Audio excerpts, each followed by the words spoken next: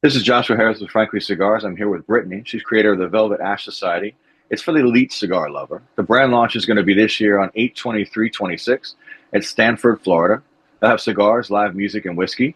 And it's going to be at the Blend and Barrel Cigar Lounge where Brittany is right now. Classic and polo attire is required. There are three tier levels of the tickets. You can do a signature, the society, and if you're a baller, you can do the founder circle. Um, she was Brit 4143 before the hack, but hackers are bad, but she is positive and good. Brittany, thank you for joining us today.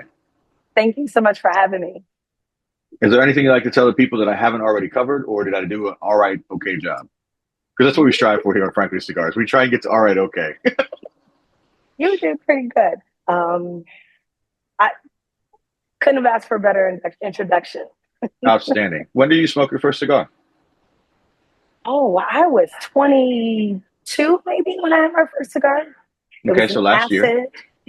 Right, exactly. Sure was last year. What, do you remember what acid it was, or who gave it to you, or? It was what was it? A blondie. Okay. hmm And obviously not very memorable. No, no, not so much because I was asking intrinsical details and there were none to be happening. I know you guys are Um, having the event on the 23rd of next month. Do you have a favorite whiskey to pair with your cigar, or do you go coffee, or what's your pairing drink? so because I smoke all day, I have a couple of different drinks that I will pair. Um, Okay. coffee, coffee definitely in the morning, and I will usually drink it with a nub, usually the Habano, the fake. Um, if it's an afternoon, maybe a um, Blue Moon Okay. with a shot of Grand Marnier. Oh, That's like, yes, fancy smoker. it's a All little right. fancy. Oh, It's a little all right then. fancy. It gets a little fancy around here. All right. And then, of course, in the evenings, I'll usually go with a old fashioned, Okay. and whiskey of choice is usually Makers or Knob Creek if they have it. Knob Creek, of course, is my favorite, and Knob Creek Rye to be Okay. specific. Yeah, I think the rye gives a different dimension to the old fashioned, and I dislike when bartenders are like, "Well, you can't have a rye because then it makes a Manhattan," and I'm like, "No, there's a whole different group of bitters that go with the Manhattan, and a whole group of different. It's just stop. Just I had somebody the other day. I part time at a bar, and they were like, "Can I have a smoked Manhattan?" And I'm like, "Why? Why are Why? we? Why Why are would you? we Why would you do that? why we just smoke your cigar and just drink your drink? It'll be okay." What's your best advice to a new cigar smoker? Somebody who's just starting out, somebody comes to you and says, "I know you've been smoking, for a while, and what would your recommendations be for them?" I would probably say, um, first off, don't be scared to try something that's not sweet. Okay. Um, and if you are going to start with the sweet or an infused cigar, do something that's got good tobacco, that's got great construction. Yeah. Drew Estates, a Fat Bottom Betty, a Sweet Mhm. Jane, something like that, or even the Nub. Um, they're I like the triple roast because I feel like it has pretty bold flavor and it's Right. still nice and smooth. But um, I always say keep your mind open to Mhm. trying new things. The other thing I would say is if you're asking, in a humidor, asking a tobacconist or just one of your friends, like, hey, what should I start with? Kind of know what your palate is. I always say it's easier to recommend cigar if I know what you like to drink, or if I Right. know what are you a wine drinker, or you a whiskey drinker, do you drink coffee? It's so much easier to pair or give you a suggestion if I know what your palate is. And So when I was in the cigar shop space, I would say to people, "Do you want a mild, medium, or full?" And they don't understand kind of what that is. So I would say, "Do you want it to be like Sprite, Coke, or Birch beer?" Because people have kind of defined connections to those textures and those tastes, and it makes it a little easier to kind of figure out where somebody's trying to go with their palate. And I feel like that if somebody's not asking you secondary questions after you ask for a cigar recommendation, you might be in the wrong place. Because so many times people are just like, "Well, here, have this." And it's like, but why do I want this? Like you and I both go into shops and we ask the same question. What do you have that nobody else has? And so when exactly. they turn around and they pull something like, here's this from this company, and you're like, so I've had that. So what else do you have that What else would do you work? Right, right. What's the biggest unwritten cigar rule violation that you dislike? This is have? quickly becoming my favorite question, by the way. Oh, um, I love that you asked this question. And I love being a woman in this space. I get to answer it way different than most of your guests would. Okay. Unwritten rule. As a woman in this space, I do not get to sit where it's in a mixed crowd, especially like this during the day. It's usually gentlemen in a lounge, and I'm usually the only female. And what will happen is a gentleman will automatically light and cut my stick for me without asking. Really? Yes. And it, like, See now, because they're being a gentleman. They're being, mm, they're being no, chivalrous. And I'm like, that's great, but it's a whole experience. mm-hmm. I need to be able to, especially depending on what I'm smoking. And if I have lipstick on and all that, I usually do a punch because I wear lipstick and it Mm-hmm. keeps all the leaves off of my lips. So I like to light my cigar. I like to punch it. It's a whole experience. It's part Right, of the right. cigar smoking. And guys do not know that. And to further out on that, I was at the trade show one year, and I'm sitting there between Padron and Carlito, and they Mm-hmm. just take their thumbnail and just take the cap halfway off, and I'm like, oh, this is next level. Like I don't know how to do that. Like I thought I knew everything there was to know about 10 years into the cigar, and just to watch these guys. And what the lady we were sitting with at the Padron booth was like, they don't have cutters in the field, and I was like, of course they don't, and they Of don't have course them they in the don't. factory because why would you carry two blades around connected by plat? I have so much more Exactly. to learn, but I think that that's a violation when somebody takes and cuts and lights your cigar. I feel very personal about It's, the yes. experience from I've sometimes I go to the same point where if somebody will take the cigar out the box and hand it to me, I want to get a different one. And I don't know what OCD that is about me, but I feel so bad right now for the and they're just, like you said, they're just trying to be chivalrous, but you just want to pat them on the head and be like, oh, they do that where you're from, like I don't know how to deal with that. Thanks so much, but please don't do it. Wow. And I've even, had one or two guys a little offended, like, what do you mean you don't want me to Right. light and Right. cut your cigar? Now, just to be clear, I feel like the offering of it is chivalrous. Yes, But the yes, execution is where it becomes flawed. Because if you say to absolutely. someone, hey, would you like me to cut and light that cigar for you? It's completely different from just, Absolutely. and the lighting, Absolutely. I've never heard that before, Brittany. I appreciate you for sharing that and triggering things in me that I didn't want to deal with. When was the moment you felt like a real cigar smoker? What was the aha moment where it wasn't water anymore and you were actually swimming?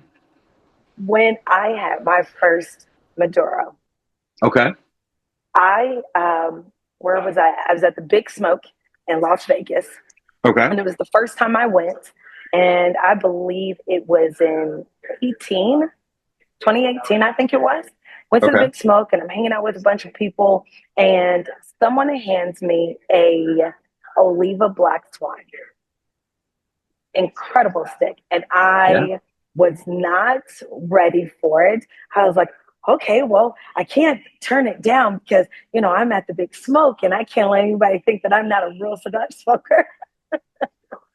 So, I do my thing and I light it up and I pull on it and I'm like, where has this been? Yeah. How did I Yeah. not know about this? So that's when I felt like I was really in the space.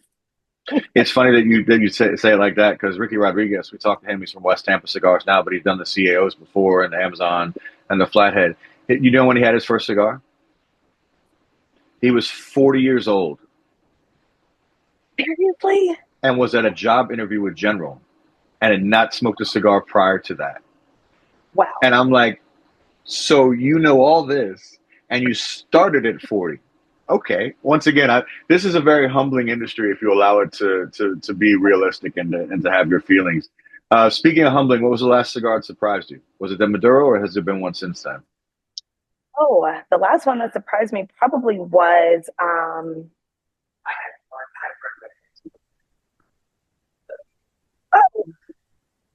I had a um, what is that? It's a tobacco, but it's one of the medium tobaccs. And why is it not coming to me? Is it the red eye? It's the red eye.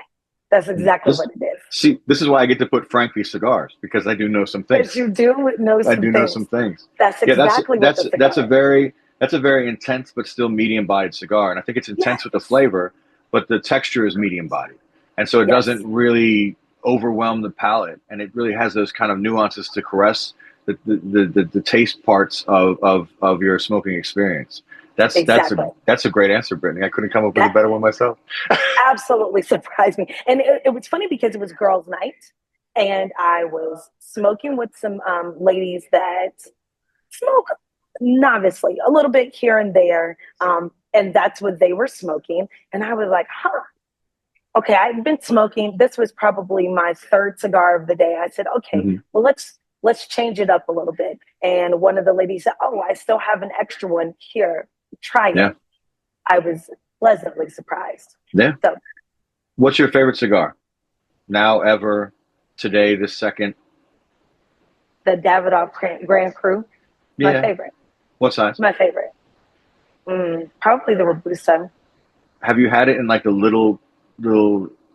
I have not because I can never find it. Yeah, if you find it, you should buy like 10 of them because they're incredible. Really? Yeah, I don't know. I don't want to go on record and say that they still make them or that they haven't because Davidoff and Camacho and Avo kind of slash Yeah, SKUs. Just normally they just take 20 SKUs out and don't tell anybody. I found a domain in my exactly. box. I found an Avo domain in my box the other day, and I was like, I have to smoke this very slowly. I can't enjoy this. I have to smoke it very slowly. Very Is it? slowly. Is there? You spoke about the punch earlier. Is there an accessory you Yes. can't live without? Something you have to have when you go out smoking? Well, my punch because I feel lost right now without it. So I'm like, where is it? before we got started, there was a panic moment where Brittany was like, "All right, I won't cut my cigar. I don't know where my punch is." Send out a search party. If seen, please return. Please return. And I know exactly where it is. It's sitting next to my humidor at home because I had a smoke this morning with my coffee. So Yeah, I like when people do the punch and they take the punch and they just ram it into the cigar and the whole cap blows out and then they go, see, this is why I don't like punches. No, you don't have the skill to use the punch. That's why you don't want to do it.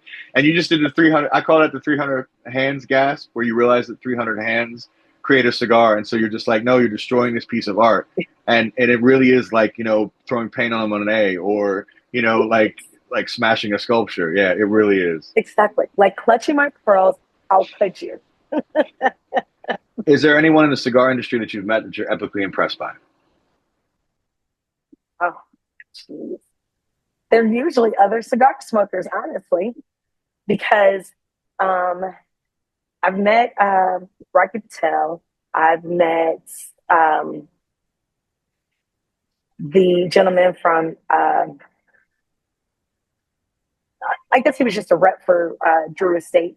Um, But it's interesting and you bring that up because some of the reps are so knowledgeable and have so many facets of the company, and they've spent time with the owners, and so to talk to them is yes, kind of like that conduit to the ownership of the company, and it really is an interesting yes, experience. Like it I worked in the is. retail space, and I was like, so what can you tell us about this, and what about that, and what about this? Mm-hmm, Like. mm-hmm. Yes, the knowledge is overwhelming, but Yeah, I'm always so impressed when I'm just hanging out with seemingly regular people, right? That right. smoke cigars, but they enjoy it so much, and the knowledge that they have about um, just cigars in general and how they're constructed and made and why they really enjoy it. It's just so fascinating to me. I think that's probably why I had started smoking as much as I did because originally it was, just a holiday or Right, right. special occasion, a birthday, something like that. But it wasn't until I really started hanging out at cigar lounges. Oh, um, a funny enough, a cigar lounge in Indianapolis called Blend. They on Tuesdays used to, I don't know that they still do this, but they used to do dinner pairings. Okay. And you would go and they would, introduce the cigar with a meat and either a wine or a whiskey or a bourbon or a scotch, whatever it was for the evening. And they were introducing. And they would, give you all the knowledge and things, and very educational. And it's like, okay, great. Right. Like someone read this out of a book. Awesome. And it was informative and cool. But it wasn't until you start having the breakout conversations with the other people that were there enjoying the experience. I'm like, how do you know this much about cigars? And it really made me like start spending time in lounges and traveling and going to farms and asking all the questions that I ask now, because people are like, well, you know so much about cigars. And I'm like, no, I still ask questions because I feel like there's still so much to learn. So I think the most impressive person is the person I'm sitting next to smoking with.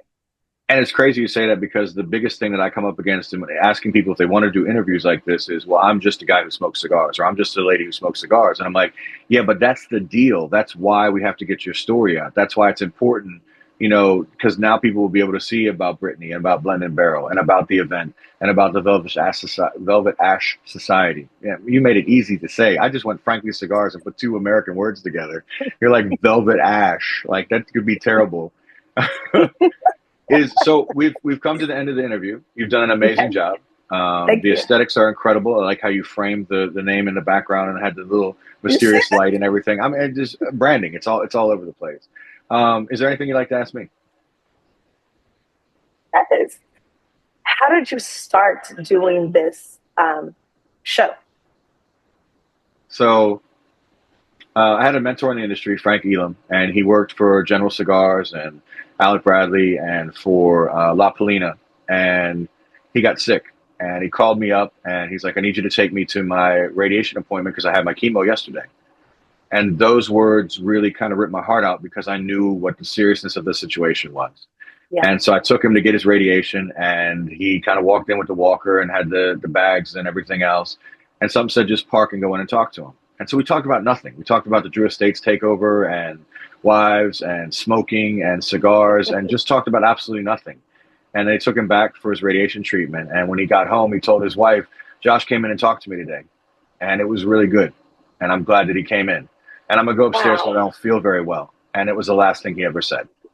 So I can't not do this. I can't not put people's stories out. And you and I have both lost people that were just, like you said, regular smokers who sat next to us. And they stopped coming in the shop, or they stopped coming to events. And sometimes you get the closure and you get to go to the funeral and have that celebration of life. And sometimes you don't. And so this is a marker of everybody's story. And that's why everybody gets the same 10 questions. So you answer the same 10 questions that my 2 o'clock interview will answer, and the same 10 questions that Leroy from ATL Cigars had answered. And that way it's kind of a comparison. And we like to say that your response is the variant. And the third time that I sat down to smoke cigars, I sat down and I said, well, how do you guys know each other? And I was the fourth at a 4-top. And the guy across from me was the lawyer for the guy who had gone to jail, and he was the judge. But they were cigar smokers, and it had been years, and they were, at that point, they were just cigar smokers. Yeah. And it wasn't like they had kind of shed their titles, for lack of a better term, and they had become those people. So I believe that's my calling. I believe that we're going to put up people's stories and be able to interview people who have started their own societies for the elite cigar lovers, and spotlight lounges and spotlight cigars and accessories and everything else, and kind of just pay it back. Because this industry has given me so many sessions of 2 hours of enjoyment, and so many nights of drinking and smoking, and so many sets of 300 hands have gone into my enjoyment that the only thing I can do is give it back. That's awesome. So I appreciate you being with us today, and I appreciate you asking that question and answering the other 9. And this has been Joshua Harris with Brittany from the Velvet Ash Society and Blend and Barrel Cigar. Please go to their websites and Instagrams and get your tickets for the event. There will be 8/23/26 at Sanford, Florida. Yes, we'll be right here, and maybe we'll even see you. I don't know. We're going to try and edit this. That's my cross to bear now, is to try and get this edited before the event actually occurs, because there are so many videos. I hate editing, Brittany. I really just hate it. Like, I understand. I love this part of it and I love this part of it, but the editing is just like someone should have explained to me how bad it was going to be. Very bad. And somebody said to me, "Oh, you know, I can edit your stuff," and they gave me an outstanding number. And I'm seriously thinking about it. Like I'm seriously considering just and sending them file after file and then being like, they're all the same. No, no, they're not. They're all very different. Like, you know, and I lost my phone recently, so now I have this new one that kind of follows me, which is really kind of cool. But I love yeah, that.